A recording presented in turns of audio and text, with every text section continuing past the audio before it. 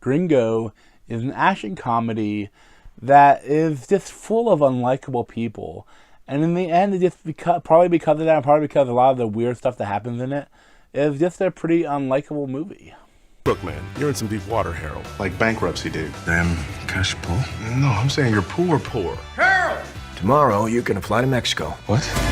We want you to hand-deliver the weed pill formula to the lab. Buenos dias. So this movie stars Joel Edgerton, Charlize Theron, and David Oyelowo, among other people. And it was directed by Nash Edgerton, Joel Edgerton's brother, who was, I think is actually like usually the stunt double for Joel, but it's his first time directing. And this was released by Amazon Studios, and it's just not a very good movie. Like, there's a lot of like goofy stuff. The basic idea is that this the Gringo is David Oyelowo, and he is kind of a really nice guy, but he's kind of down on his luck, and he's kind of like the bumbling fool. So like he has to go down to Mexico like to work, like their company is making this weed pill. And it turns out his bosses were also selling the weed pill to the cartels, but now that they're planning on selling the company and they have, the new buyers looking into all the stuff they're doing there, they want to stop selling to the cartel, and the cartel doesn't like that. So, they have like all these people trying to kidnap David Oyelowo or kill him, and like he even tried to kidnap himself, and there's so many, the plot threads, they're like so random and all over the place. It's just kind of a mess. But probably the weirdest part of the movie is like right after you're kind of introduced to all the characters, and you got the plot of the movie, you got what's gonna happen. You go to, the scene cuts to this music store with Amanda Seyfried and Harry Treadaway, and then this other girl comes in and talks to the Harry Treadaway guy, and they want to go down to Mexico and do some deal. And there's that new whole plot thread, and they keep thinking, okay, what's the point of this? And they kept waiting for, that thread to have a point, and it never does. Like, the only thing when they get to Mexico and they run into David a couple of times, and that's really it.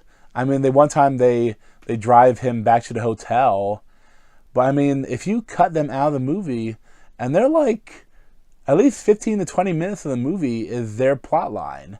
If you cut them out, it wouldn't change anything. Like, anything. I mean, the only thing that, like, they took him to the hotel and bandaged him up once, but that's really it. Like, I mean, there's even, like, you get some that is doing a deal with one of the underlings at the plant that makes the weed pill, but, like, that's pointless. Like, there's no point to any of it. The only other thing that, like, Amanda Seyfried tells David Oyelowo's character, Harold, that, oh, you should go by Harry instead of Harold. And that's, like, the only thing that she does, that she changes. And I don't get why the character has even existed in this movie.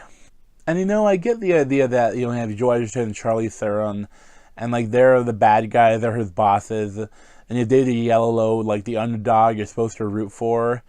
But, and I really dislike the other character, so I want to root for him, but I kind of got annoyed by David's character.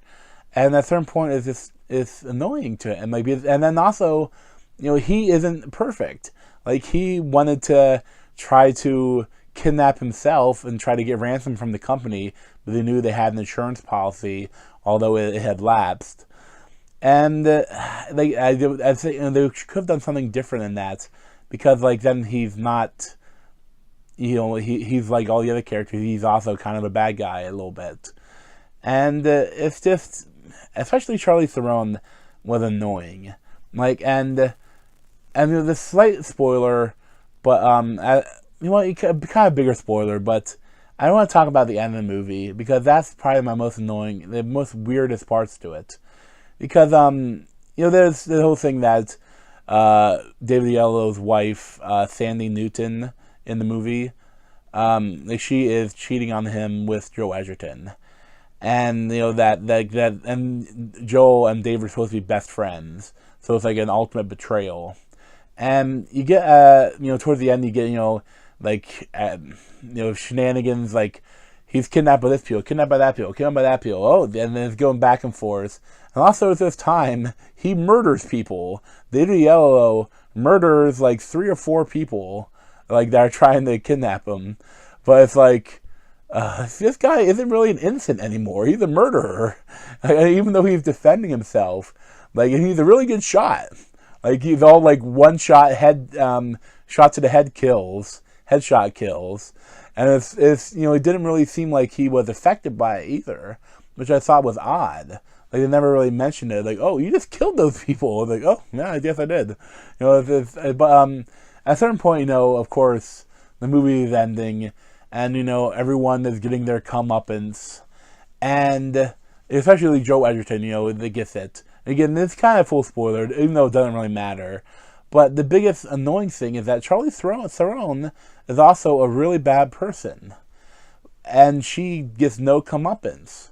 In fact, at the end, you see her on Bill Mayer's show, and Real Time is Bill Mayer, and she's like, she wrote a book and she's promoting it, and it's like, oh, okay, she has no comeuppance. That's the whole point of this film. Is supposed to get not a revenge boner, but again, justice boner. That all the the bad people lost and the good people won.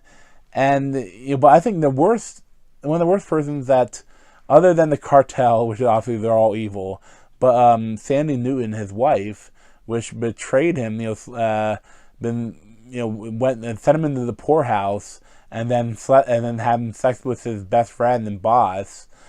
And her biggest thing that her comeuppance is that she's fat again. Like, she gained the weight back. And like, oh, she's gonna live fat forever. Oh boy. Like, oh, she really deserved it. She's gonna live fat and alone the rest of her life. And it's like, it's weird. And it wasn't a good movie. Like, it's so messy. And there's so many random parts of plot threads that come in and out. And it's just, you could have cut so much of it and it wouldn't have really lost anything. It's just a horribly made movie. It's a horribly crafted film.